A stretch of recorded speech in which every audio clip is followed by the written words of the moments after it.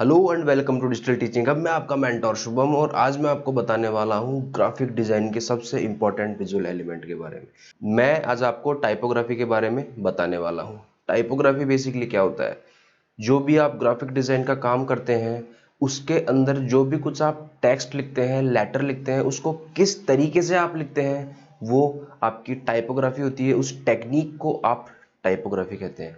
Now मैं आज typography आपके साथ बहुत ही डिटेल के अंदर डिस्कस करने वाला हूँ।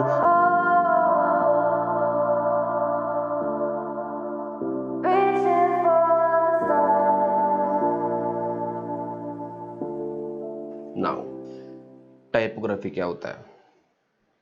अगर मैं आपको सिंपल लैंग्वेज में एक्सप्लेन करूं तो टाइपोग्राफी वो होता है जिसमें आप टेक्स्ट और लेटर को इस तरीके से प्रेजेंट करते हैं अपने ग्राफिक डिज़ाइन के अंदर ताकि जब भी कोई व्यूअर आपके ग्राफिक डिज़ाइन को देखे तो उसको का लिखा हुआ टेक्स्ट बिल्कुल उसको अच्छे से पढ़ने में आए, लेजिबल हो। राइट, पढ़ने में आए मतलब लेजिबल हो। दूसरी चीज़ क्लियर हो एकदम एंड विजुअली अपीलिंग हो। मतलब जब ग्राफिक डिज़ाइन आप बनाते हैं उसको व्यूअर जब देखे तो उसको देखने के अंदर भी वो विजुअली अपीलिंग लगे। ये बेसिकली आपकी टाइपोग्राफी होती है। नाउ अगर मैं सिंपल और थोड़ा शॉर्ट में एक्सप्लेन करूं तो टाइपोग्राफी होती है what brings text to life. जो आप टेक्स्ट लिखते हैं, जो आप लेटर्स अपने ग्राफिक डिज़ाइन में, अपने वेब डिज़ाइन भी आप ले सकते हैं इसमें, ऑनलाइन कोई आप वेबसाइट बना रहे हैं तो उसमें टेक्स्ट को आप इस तरीके से यूज़ में लेते हैं कि टेक्स्ट में एक नई जान आ जाती है, मतलब टेक्स्ट में एक लाइफ आ जाती है। ये आपकी टाइपोग्राफी होती है। नाउ अगर मैं प्रॉपर डेफिनेशन में आपको एक्सप्लेन करूं तो आप यहाँ स्क्रीन पे देखिए, typography is the art of arranging letters and text in a way that makes the copy legible, clear and visually appealing to the reader। मतलब जैसा कि मैंने आपको बताया था, आपको लेटर और टेक्स्ट को इस तरीके से अरेंज करना है कि वो व्यूअर को विजुअली अपीलिंग लगे। रीडर जो आपका है, आपके ग्राफिक डिज़ाइन को देख रहा है, उसको विजुअली अपीलिंग लगे, क्लियर लगे एंड लेजिबल लगे। Typography involves font style. Typography में फॉन्ट स्टाइल होती है, अपीयरेंस होता है एंड स्ट्रक्चर होती है which aims to elicit certain emotion and convey specific message. मतलब आपके लिखे हुए टेक्स्ट से ही आप जो स्पेसिफिक मैसेज कन्वे करना चाहते हैं अपने ग्राफिक डिजाइन में वो आप टाइपोग्राफी से कर सकते हैं। बट इसके लिए आपको टाइपोग्राफी का बहुत अच्छा नॉलेज होना जरूरी है।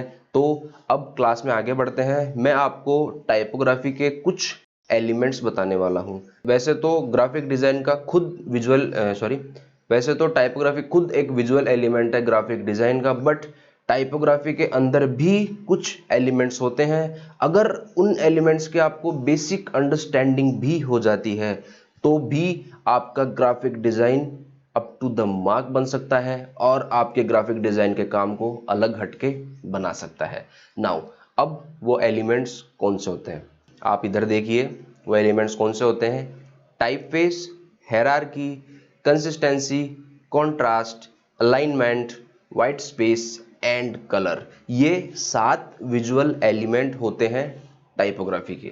मतलब ये टाइपोग्राफी के खुद के एलिमेंट्स होते हैं एंड आपको अगर इनकी बेसिक अंडरस्टैंडिंग भी हो जाती है, एडवांस आपको हो जाती है तो बहुत अच्छी बात है। बट आपको अगर बेसिक अंडरस्टैंडिंग भी हो जाती है तो आपके ग्राफिक डिज़ाइन के काम को बहुत अलग हटके बनाया जा सकता है। नाउ अब मैं ये सारे विजुअल एलिमेंट आपको एक्सप्लेन करने वाला हूँ। जो टाइपोग्राफी के एलिमेंट्स है वो एलिमेंट्स मैं आपको डिटेल में एक्सप्लेन करने वाला हूँ with the help of examples, ताकि आपको पता लगे कि आप पहले क्या करते थे एंड अब आपको टाइपोग्राफी आ गया तो अब आप जब कोई टेक्स्ट लिखेंगे ग्राफिक डिज़ाइन में तो आप अब क्या करेंगे। नाउ सबसे पहले आता हूँ मैं टाइपफेस के ऊपर। टाइपफेस में 3 टाइपफेस होते हैं बेसिकली टाइपोग्राफी के अंदर, sheriff, sense sheriff and decorative. अब मैं आपको एक एग्जांपल की हेल्प से एक्सप्लेन करता हूँ कि शेरिफ कौन से होते हैं, सेंस शेरिफ कौन से होते हैं एंड डेकोरेटिव फॉन्ट्स कौन से होते हैं। नाउ ये स्क्रीन पे आप देखिए शेरिफ कौन से होते हैं। जो फॉन्ट होते हैं उनके स्टार्टिंग, सी मैंने सर्कल बना रखा है यहाँ पे, स्टार्टिंग और एंडिंग पे स्ट्रोक्स लगे हुए होते हैं वो आपके होते हैं शेरिफ फ़ॉन्ट्स। अगर मैं आपको एग्जांपल दूं शेरिफ फ़ॉन्ट्स का, तो बहुत अच्छा एग्जांपल है टाइम्स न्यू रोमन। बहुत ही कॉमन और बहुत ही पॉपुलर फ़ॉन्ट है टाइम्स न्यू रोमन। इनके स्टार्टिंग और एंडिंग में स्ट्रोक्स होते हैं। सैंस शेरिफ कौन से होते हैं? सैंस शेरिफ वो होते हैं जिनकी स्टार्टिंग और एंडिंग के अंदर स्ट्रोक्स नहीं होते हैं, जैसे कि एरियल। बहुत अच्छा फ़ॉन्ट है सी। सैंस शेरिफ, ये देखिए सैंस शेरिफ का मैंने एग्जांपल ले रखा है। एंड डेकोरेटिव, डेकोरेटिव वो फ़ॉन्ट्स होते हैं जो सेरिफ और सैंस शेरिफ नहीं होते और डेकोरेटिव स्टाइल में लिखे होते हैं, उनका क्लियर स्टाइल नहीं होता, वो आपके डेकोरेटिव फ़ॉन्ट्स होते हैं। नाउ रूल क्या कहता है? जब भी आप ग्राफिक डिज़ाइन को कोई काम करें तो कोशिश करें कि आप 3 टाइप के फ़ॉन्ट ही उसमें यूज़ में लें, और बेटर क्या होगा, आप ओनली 2 टाइप के फ़ॉन्ट यूज़ में लें। अगर मैं इसको फर्दर एक्सप्लेन करूं तो अगर आप कोई ग्राफिक डिज़ाइन का काम कर रहे हैं या कोई वेबसाइट पे काम कर रहे हैं, whatever you are doing, heading के लिए आप ले सकते हैं शेरिफ, एंड मेन बॉडी के लिए आप ले सकते हैं सैंस शेरिफ। हेडिंग के लिए आप ले सकते हैं sans serif, and main body के लिए आप ले सकते हैं शेरिफ। या फिर आप ऐसा भी कर सकते हैं, हेडिंग के लिए ले सकते हैं आप डेकोरेटिव, एंड मेन बॉडी के लिए आप ले सकते हैं सेरिफ या सैंस शेरिफ। नाउ आप ऐसा नहीं कर सकते कि आप हेडिंग में भी डेकोरेटिव यूज में ले रहे हैं एंड मेन बॉडी के अंदर भी डेकोरेटिव यूज में ले रहे हैं। ऐसा क्यों? क्योंकि जो डेकोरेटिव फ़ॉन्ट्स होते हैं उनको आप हेडिंग में यूज में ले सकते हैं, यहाँ तक आपकी बात ठीक है, बट जब बात आती है उनको मेन बॉडी में, जहाँ मेन टेक्स्ट डिस्क्रिप्शन लिखा होता है, वहाँ अगर आप डेकोरेटिव फ़ॉन्ट को यूज में लेते हैं तो दिक्कत कहाँ आती है? दिक्कत ये आती है कि डेकोरेटिव फ़ॉन्ट्स की रीडेबिलिटी बहुत ज़्यादा लो होती है, एंड अगर आप उनको डिस्क्रिप्शन में या मेन बॉडी में यूज में लेते हैं तो जो आपका रीडर होगा उसको आपका मैसेज क्लियरली विजिबल नहीं होगा, वो आपके टेक्स्ट को पढ़ नहीं पाएगा, जो आप आइडिया कन्वे करना चाहते हैं वो आप उसको कन्वे नहीं कर पाएंगे। नाउ यहाँ एग्जांपल की हेल्प से आप समझिए। सी, यहाँ पे हेडिंग के अंदर शेरिफ फॉन्ट यूज में लिया है एंड मेन बॉडी डिस्क्रिप्शन के अंदर सैंस शेरिफ यूज में लिया है, ये अच्छी पेयरिंग है। यहाँ पे आप देख सकते हैं हेडिंग में सैंस शेरिफ यूज में लिया है एंड डिस्क्रिप्शन के अंदर शेरिफ फॉन्ट यूज में लिया है, ये भी पेयरिंग अच्छी है। यहाँ पे हेडिंग में डेकोरेटिव यूज में लिया है एंड डिस्क्रिप्शन के अंदर शेरिफ फॉन्ट यूज में, सॉरी डिस्क्रिप्शन के अंदर सैंस शेरिफ फॉन्ट यहाँ पे यूज में लिया है, ये भी अच्छी पेयरिंग है। बट सी, इसे देखिए आप, हेडिंग में डेकोरेटिव सही है बट मेन बॉडी डिस्क्रिप्शन के अंदर भी यहाँ पे डेकोरेटिव फॉन्ट यूज में लिया है, तो सी, इसकी रीडेबिलिटी बहुत ही लो है, आप इसको पढ़ नहीं पाएंगे कि ये यहाँ पे क्या लिखा हुआ है। तो आप अवॉइड करें कि आप डेकोरेटिव फॉन्ट को मेन बॉडी में यूज लें, और हो सके जहाँ तक आप डेकोरेटिव फॉन्ट्स का जितना कम यूज लें उतना सही है। नाउ टाइपफेस, जैसा कि मैंने आपको बताया टाइपफेस आप कैसे यूज में ले सकते हैं। नाउ जो अगला एलिमेंट आता है टाइपोग्राफी का वो आता है हेरारकी। हेरारकी से मेरा क्या मतलब है? हेरारकी से मेरा ये मतलब है कि आपके जो ग्राफिक डिजाइन है या वेब डिजाइन आप कर रहे हैं या वेब पेज कुछ बना रहे हैं, तो उसके अंदर आपका डेटा, आप जो उसमें टेक्स्ट लिखते हैं वो एक ऑर्गेनाइज्ड वे के अंदर उसके अंदर होना चाहिए। ऑर्गेनाइज्ड वे से मेरा क्या मतलब है? अगर आप एक वेबसाइट पे जाते हैं तो वेबसाइट पे आप हेडर अलग से डिफाइन होता है कि ये हेडिंग है, ये मेन बॉडी है, ये प्रोडक्ट्स है, तो हर चीज को ग्राफिक डिजाइन में क्लासिफाई किया जाता है, अलग अलग वेट देके आपके टाइपोग्राफी बनाई जाती है। तो हेरारकी से क्या मतलब है? आपका डेटा ऑर्गेनाइज्ड और स्ट्रक्चर्ड वे के अंदर आपके ग्राफिक डिजाइन में होना चाहिए। नाउ अगर मैं आपको एक एग्जांपल की हेल्प से एक्सप्लेन करूं तो बहुत सिंपल सा एग्जांपल मैं ले रहा हूं। आपकी सपोज कोई ऑनलाइन स्टोर है, राइट? तो एक केस नंबर 1, जब हायरार्की नहीं होती उसके अंदर क्या होगा? सी, आपकी वेबसाइट का जो स्टोर का नेम है वो आपने एक फॉन्ट साइज के अंदर वहां पे लिख दिया, कोई इशू नहीं, आपने लिख दिया। देन आपके प्रोडक्ट्स थे तो प्रोडक्ट्स का नेम भी आपने अलग से स्पेसिफाई नहीं किया, उसको ऑर्गेनाइज नहीं किया, सेम फॉन्ट साइज फॉलो कर रहे हो आप। पूरी वेबसाइट पे जो भी कंटेंट आपने लिखा है, या वेबसाइट या फिर कोई आप ग्राफिक डिजाइन बना रहे हैं, उस पर जो कंटेंट आपने लिखा है वो सेम फॉन्ट साइज में है, सेम टाइप फेस हो गया, कोई डिफरेंशिएशन नहीं है कि ये हेडिंग कौन सा है, स्टोर का नेम कौन सा है, मेन्यू कौन सा है, प्रोडक्ट्स कौन से हैं, प्रोडक्ट्स का डिस्क्रिप्शन कौन सा है, बिल्कुल मैशी सा आपने काम कर रखा है। ये क्या हो गई? डिजाइन दैट लेक्स हायरार्की, इसके अंदर हायरार्की नहीं होती। नाउ नंबर 2, दूसरा एग्जाम्पल कौन सा हुआ, केस 2, जब जहां पे हायरार्की है उसमें क्या हो सकता है, उसमें ये हो सकता है कि आपके स्टोर का जो नेम है आपने अलग से बोल्ड लेटर के अंदर उसको स्पेसिफाई कर दिया। नाउ आगे मैं आता हूं, आपके स्टोर के प्रोडक्ट्स है, प्रोडक्ट्स का नेम आपने अलग से वेट देके स्पेसिफाई किया, देन उसका डिस्क्रिप्शन आपने अलग से स्पेसिफाई किया कि जब व्यूअर आपकी वेबसाइट को देखे तो वो देख के आइडिया लगा सके कि ये स्टोर का नेम है, ये प्रोडक्ट्स के नेम है, ये प्रोडक्ट्स की कैटेगरी है, ये प्रोडक्ट्स का डिस्क्रिप्शन है, ये इस वेबसाइट का मेन्यू है, दैट्स इट। यही हायरार्की होती है। तो आप जब भी ग्राफिक डिजाइन में टेक्स्ट लिखते हैं, लेटर लिखते हैं, तो उसके अंदर हायरार्की का होना बहुत ज्यादा जरूरी है।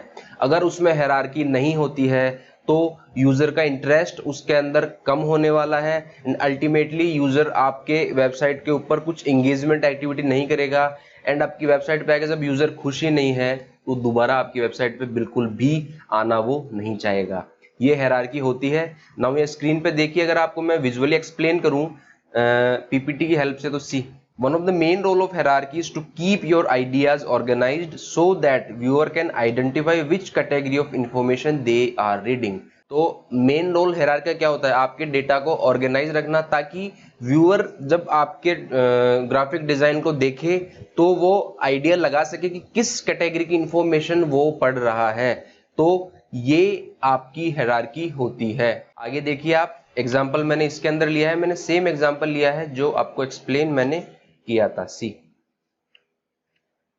ये वेबसाइट है जो हायरार्की लैक करती है। सी इसके अंदर स्टोर का नेम भी छोटा सा, मेन्यू भी छोटे टेक्स्ट के अंदर लिखा हुआ है, प्रोडक्ट्स का पता नहीं है, प्रोडक्ट के डिस्क्रिप्शन का पता नहीं, कुछ भी ऑर्गेनाइज्ड और स्ट्रक्चर्ड वे के अंदर इस वेबसाइट के ऊपर प्रेजेंट नहीं किया हुआ है। But at the same time ये देखिए जेन्स बेकरी, इसका स्टोर का नेम आपको पता लगेगा कि स्टोर का नेम ये है, स्टोर का लोगो ये है, ये इसका मेन्यू हो गया, then bread, pastries, donuts, cupcakes, ये इसके प्रोडक्ट्स हो गए एंड रिस्पेक्टिवली ये प्रोडक्ट्स का डिस्क्रिप्शन इसके नीचे स्पेसिफाई किया हुआ है। तो इसने डेटा को ऑर्गेनाइज किया हुआ है इस वेबसाइट के अंदर। सी इसने टाइटल को ऐसे ऑर्गेनाइज किया, मेन्यूज को थोड़ा बोल्ड लिख के बैकग्राउंड देके ऑर्गेनाइज किया, देन प्रोडक्ट्स के नेम्स को इसने बोल्ड किया एंड जो प्रोडक्ट्स का डिस्क्रिप्शन था राइट उसको थोड़े छोटे फॉन्ट के अंदर इसके नीचे स्पेसिफाई किया है एंड प्रॉपरली डेटा को ऑर्गेनाइज किया है। तो डिजाइन विद गुड हायरार्की, ठीक है, तो ये गुड हायरार्की की डिजाइन है। नाउ अब जो अगला एलिमेंट आता है वो क्या होता है, वो होता है कंट्रास्ट। कंट्रास्ट से मेरा क्या मतलब है, see contrast makes text interesting and can help you communicate which idea you want to emphasis. मतलब कंट्रास्ट अगर मैं सिंपल टर्म्स में एक्सप्लेन करूं, आप कोई वेबसाइट के ऊपर जाते हैं एंड सी आपको कंट्रास्ट वाला टेक्स्ट जब वहां पे दिखाई देता है तो वो आपकी एंगेजमेंट की एक्टिविटी को बढ़ाता है, व्यूअर की एंगेजमेंट की एक्टिविटी को बढ़ाता है एंड वो हमेशा अटेंशन ग्रैब करता है बजाय नॉर्मल टेक्स्ट के जिसके अंदर कंट्रास्ट नहीं होता।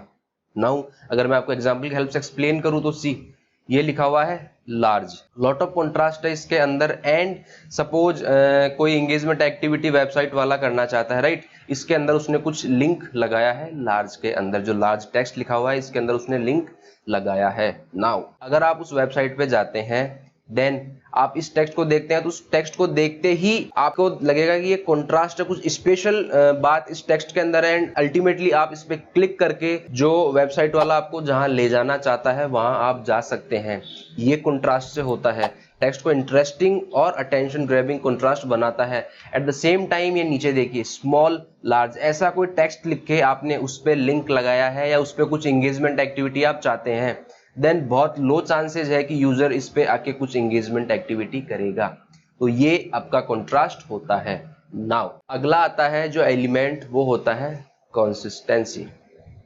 कंसिस्टेंसी से मेरा क्या मतलब है, कंसिस्टेंसी से मेरा ये मतलब है आप वेबसाइट पे काम कर रहे हैं या फिर आप कोई ब्रोचर बना रहे हैं या ग्राफिक डिजाइन में कुछ भी काम कर रहे हैं तो आपको एक फॉर्मेट बनाना है कि मुझे इस कैटेगरी इंफॉर्मेशन के लिए ये फॉन्ट यूज में लेने हैं, इस कैटेगरी के लिए ये फॉन्ट यूज में लेने हैं एंड उस थीम को बना के आपको उस थीम पे स्टिक होके रहना है।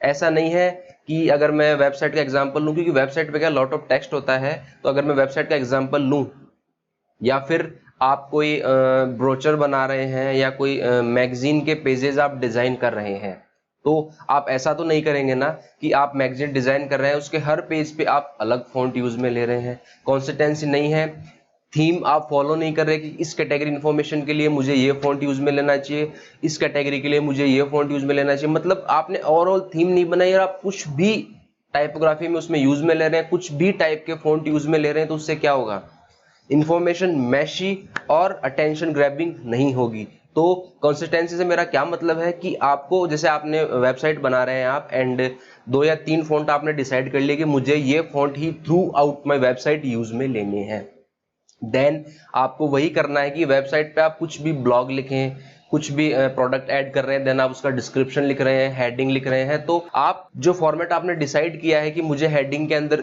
ये फॉन्ट यूज में लेना है, जैसे मुझे हेडिंग में शेरिफ यूज में लेना है, मुझे डिस्क्रिप्शन में सेंस शेरिफ यूज में लेना है, तो वो फॉर्मेट बना के आपको उसको स्टिक रहना है एंड उसको कंसिस्टेंटली फॉलो करना है।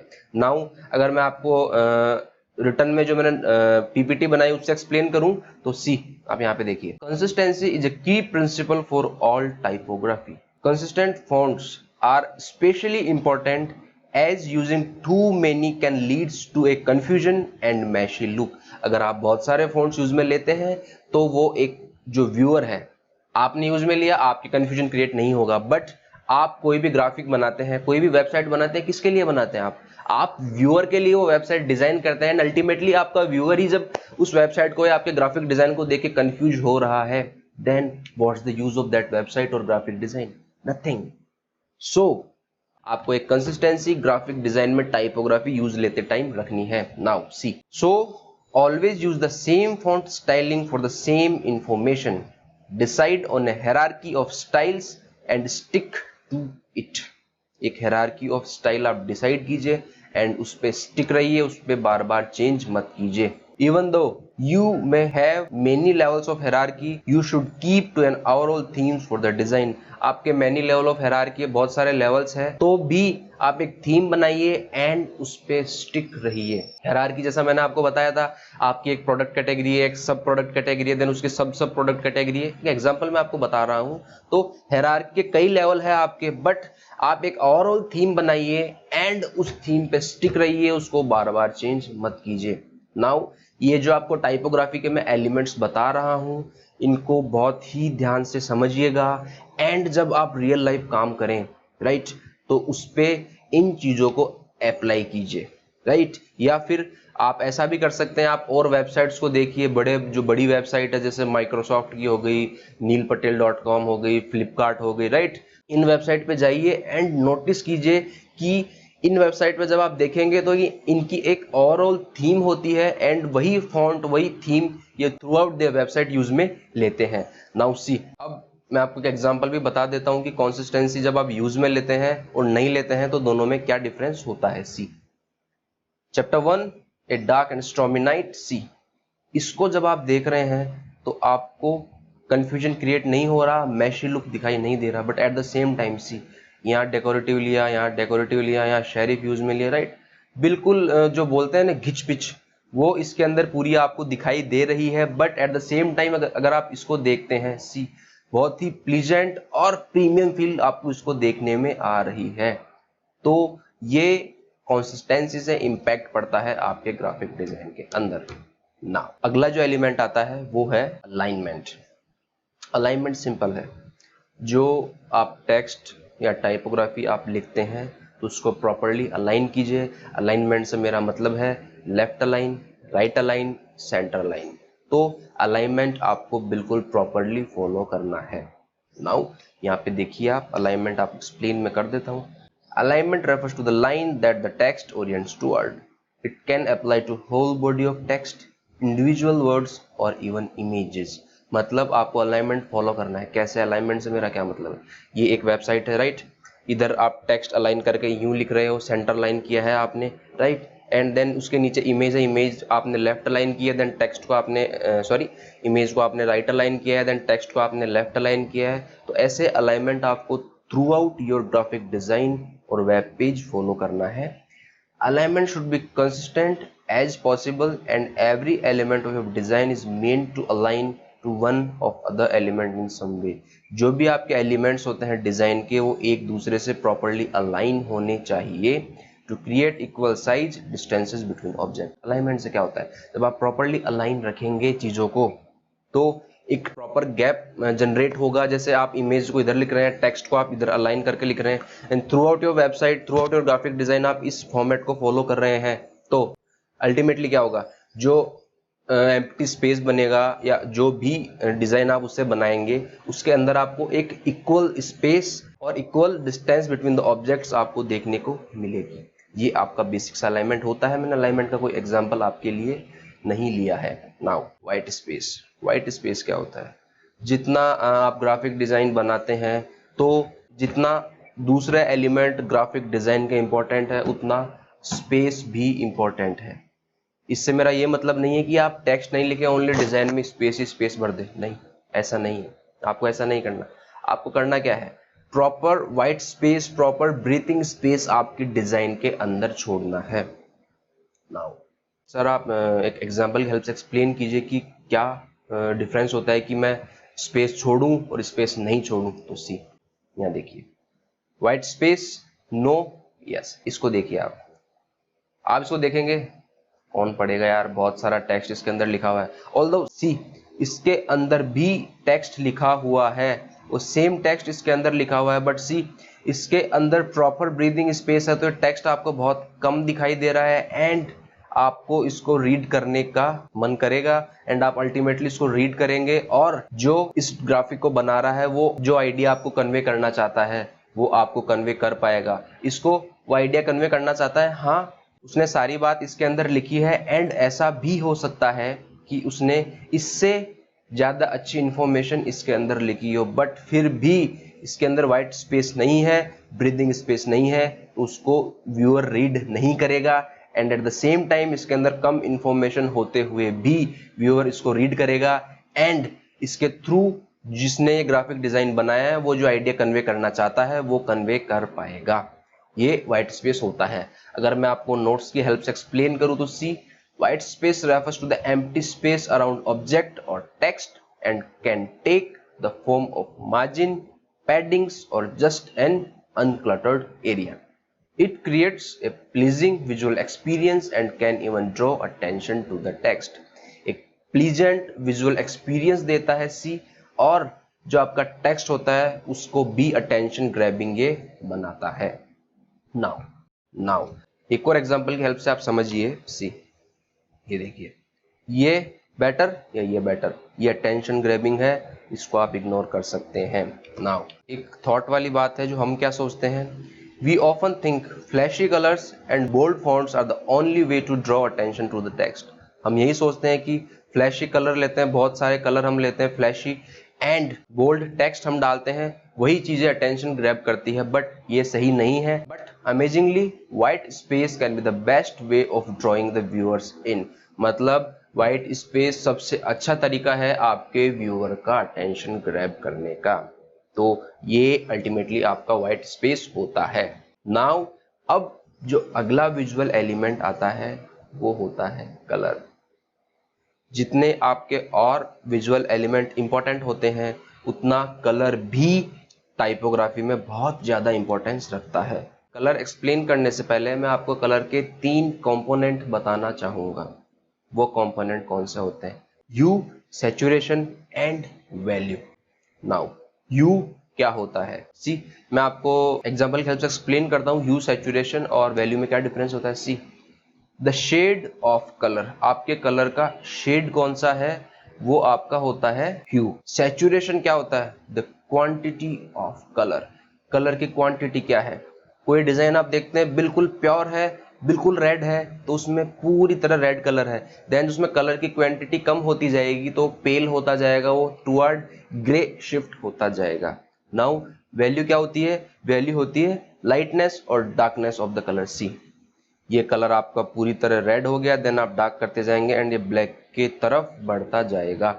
तो ये ह्यू, सैचुरेशन, वैल्यू 3 कंपोनेंट्स होते हैं कलर के। नाउ आपको ह्यू, सैचुरेशन एंड वैल्यू का कॉम्बिनेशन इस तरीके से रखना है टेक्स्ट के अंदर कि आपका टेक्स्ट इजी टू रीड हो। नाउ इसको देखने का तरीका क्या होता है, इसको देखने का तरीका ये होता है, आप अपनी डिजाइन को जिसमें आपने टेक्स्ट लगाया है उसको ग्रे स्केल में व्यू कीजिए, एंड अगर ग्रे स्केल में करने के बाद आपका टेक्स्ट इजीली रीडेबल है तो आपने ह्यू सैचुरेशन वैल्यू का अच्छे से यूज में लिया है। And eight the same time अगर आप टेक्स्ट ग्रे स्केल में प्रॉपरली व्यूएबल नहीं है देन आपको वैल्यू चेंज करनी पड़ेगी, एंड आपके टेक्स्ट के कलर को आपको ऐसा करना पड़ेगा कि वो ग्रे स्केल में व्यू हो सके। नाउ सर एक एग्जांपल की हेल्प से एक्सप्लेन कीजिए। सी, ये देखिए आप, ये टेक्स्ट है, ये ग्रे स्केल में प्रॉपरली व्यू हो रहा है, but at the same time see ये बिल्कुल भी दिखने में नहीं आ रहा ग्रे स्केल में, तो ये मेरा ठीक है, एंड इसके अंदर मुझे ह्यू सैचुरेशन वैल्यू की वैल्यूज को ट्वीक करना पड़ेगा। नाउ इसका भी एक एक्सेप्शन होता है, वो एक्सेप्शन क्या होता है? सी, one situation where contrast just isn't enough is with light text on the dark background। मतलब कॉन्ट्रास्ट जहां पे एनफ नहीं होता वो क्या होता है? Light text on the dark background. Dark background पे अगर आप लाइट टेक्स्ट लिखते हैं तो कॉन्ट्रास्ट तो प्रॉपर होता है, बट फिर भी वो टेक्स्ट इजीली रीडेबल नहीं होता कंपेयर टू उस टेक्स्ट के जो लाइट बैकग्राउंड पे डार्क टेक्स्ट लिखा हुआ होता है। सर इसको थोड़ा डिटेल में एक्सप्लेन कीजिए। सी, ये देखिए आप, ये टेक्स्ट इजीली रीडेबल है या ये वाला टेक्स्ट इजीली रीडेबल है? ऑफकोर्स सी बात है, ये वाला टेक्स्ट इजीली रीडेबल है, तो ये कौन सा हो गया? इसमें कॉन्ट्रास्ट है बट फिर भी ये इजीली रीडेबल नहीं है। क्यों? क्योंकि ये एक्सेप्शन है कलर के, जो मैंने आपको प्रिंसिपल्स बताए थे कैसे आपको यूज में लेना चाहिए उसका। एंड सी, तो आप प्रेफर कीजिए आप लाइट बैकग्राउंड पे डार्क टेक्स्ट को लिखें, राइट। आप कोई भी बुक्स देखते हैं और कुछ देखते हैं तो उसमें बहुत ना के बराबर आपको मिलेगा कि डार्क बैकग्राउंड पे कोई लाइट टेक्स्ट लिखा हुआ है। नाउ दैट्स इट, ये आपकी टाइपोग्राफी थी। टाइपोग्राफी के एलिमेंट अब मैंने आपको एक्सप्लेन करे। Typeface, hierarchy, contrast, consistency, alignment, white space, colour, ये 7 एलिमेंट्स मैंने आपको डिटेल के अंदर एक्सप्लेन करे हैं। एंड आप कोई भी ग्राफिक डिजाइन का काम करें तो इनको नोटिस कीजिएगा कि ये एलिमेंट्स किस तरीके से टेक्स्ट में और लेटर में यूज में लिए हुए हैं। नाउ अब कोई भी आप डिजाइन बनाते हैं तो आपको खुद से 3 क्वेश्चन पूछने हैं। नंबर 1, क्या मेरा टेक्स्ट रीडेबल है? नंबर 2, क्या मेरी टेक्स्ट की डिजाइन में कंसिस्टेंसी है? नंबर 3, क्या मेरे टेक्स्ट के अंदर एनफ कंट्रास्ट है? अगर इन तीनों क्वेश्चंस का आपको सेटिस्फैक्ट्री आंसर मिलता है इसका मतलब आपके design up to the mark है, आपने टेक्स्ट को प्रॉपर्ली उसमें यूज में लिया है। दैट्स इट, ये टाइपोग्राफी के बारे में मैंने आपको सब कुछ बता दिया है। उम्मीद करता हूँ टाइपोग्राफी क्लास आपको समझ में आई होगी। अगर आप क्लास को सपोर्ट करना चाहते हैं तो वीडियो को लाइक कीजिए, शेयर कीजिए, कमेंट कीजिए, एंड डिजिटल टीचिंग हब को सब्सक्राइब करना ना भूलिएगा। और अगर आप ये वीडियो फेसबुक पे देख रहे हैं तो डिजिटल टीचिंग हब के ऑफिशियल पेज को लाइक करना ना भूलिएगा। आप हमें कमेंट करके बताइए कि आपको वीडियो कैसा लगा। Thank you so much.